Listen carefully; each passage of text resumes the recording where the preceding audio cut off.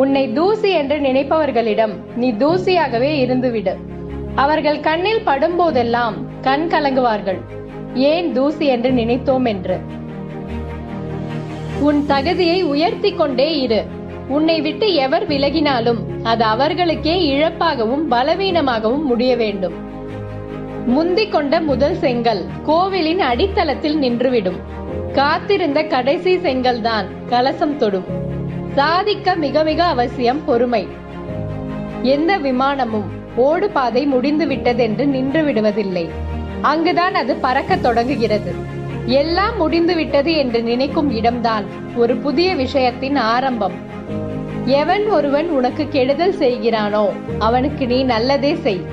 அதுதான் நீ அவனுக்கு கொடுக்கின்ற பெரிய தண்டனை.